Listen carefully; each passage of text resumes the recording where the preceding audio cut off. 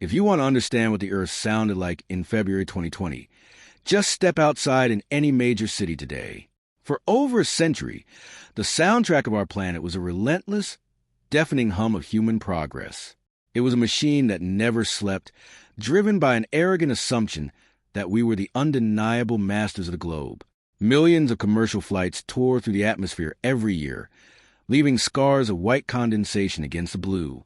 Billions of tires ground against asphalt in a never-ending daily migration. Massive cargo ships churned the oceans, slicing through the waves to deliver endless supplies of things we thought we desperately needed. We had become so completely accustomed to the noise, the thick smog, and the frantic, exhausting pace of modern life that we forgot it was even there. It was the background radiation of humanity. We thought this global machine was an unstoppable force of nature itself. We looked at the towering concrete jungles we had built, the highways slicing through mountains, and we believed they were permanent. And then came March. As a microscopic, invisible virus spread across the globe, humanity did something it had never done in the 300,000-year history of our species.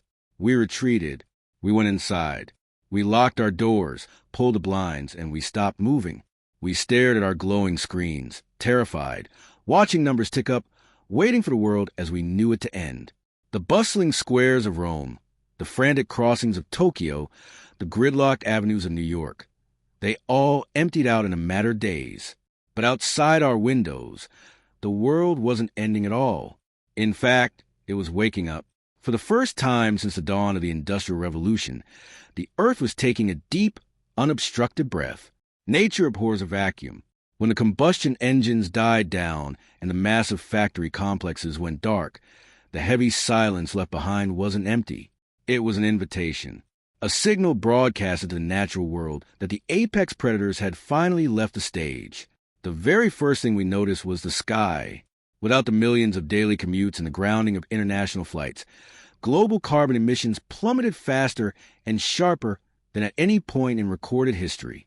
In Los Angeles, a city historically infamous for its thick, suffocating brown smog, residents stepped onto their balconies to breathe crisp, remarkably clean air. The skyline was sharp, the edges of the buildings defined against a brilliant sky. In New Delhi, consistently ranked as one of the most polluted cities on Earth, the oppressive gray veil lifted entirely. And in the Punjab region of India, locals woke up, looked out their windows, and saw something that felt like a collective hallucination. The majestic, snow-capped peaks of the Himalayan mountains, over 100 miles away, clearly visible for the first time in over 30 years. Even at night, the sudden drop in air and light pollution meant that city dwellers across the globe looked up to find constellations they hadn't seen since childhood. The water changed, too, almost overnight. In Venice, Italy, the murky, sediment-filled canals finally had a chance to settle.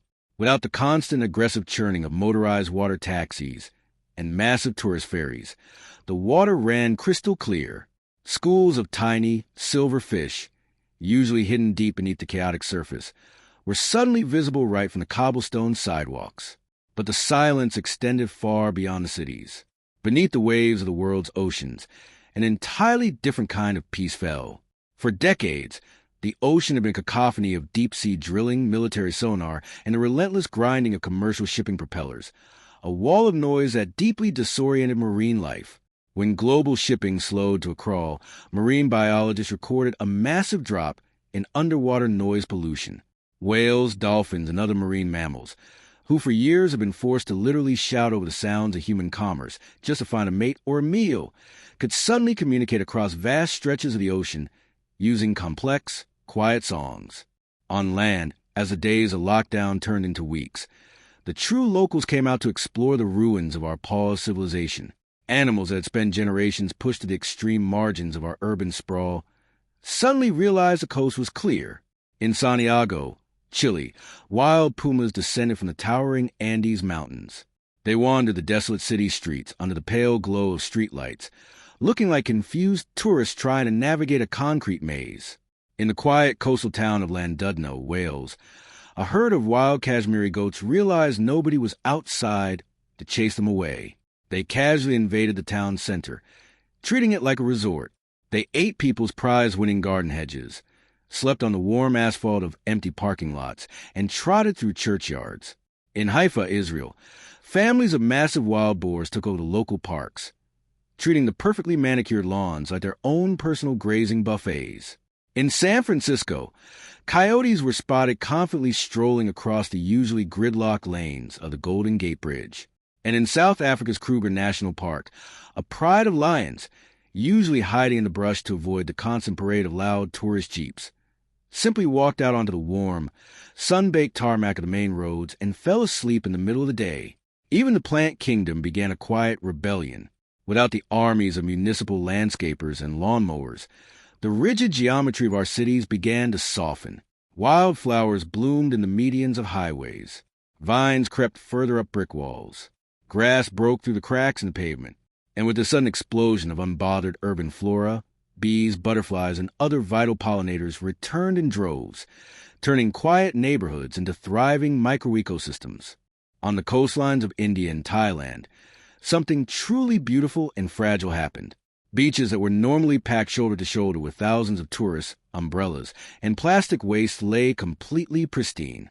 For the first time in decades, massive, highly vulnerable sea turtles crawled up onto the undisturbed sand in broad daylight to lay thousands of eggs in perfect, uninterrupted peace. Now, we were so desperate for good news during the dark days of the lockdown that we actually started inventing fairy tales. You probably remember the viral posts that flooded social media.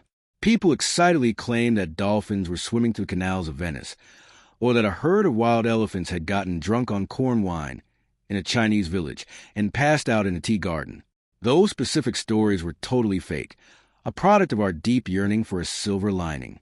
But the reality of what was happening was actually much deeper and far more profound than a few animals wandering into town.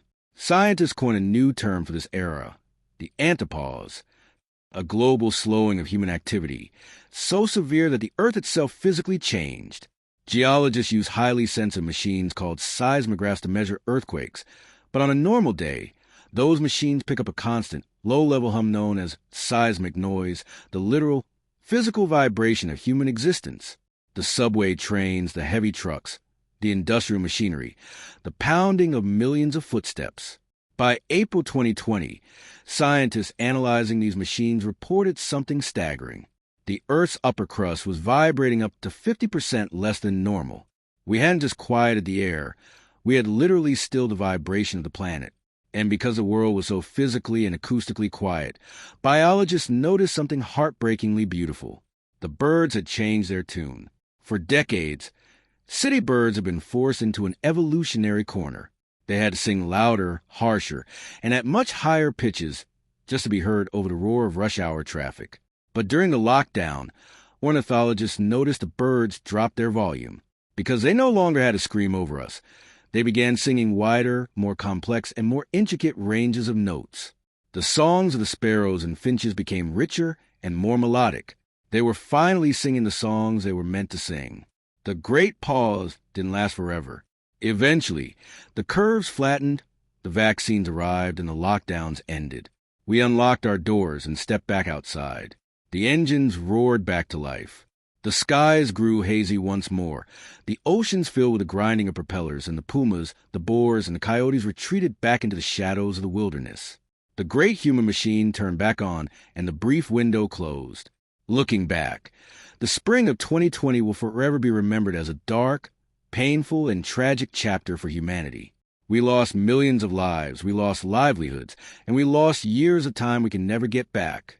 But that brief window where nature reclaimed our cities wasn't just a bizarre historical footnote or a viral distraction.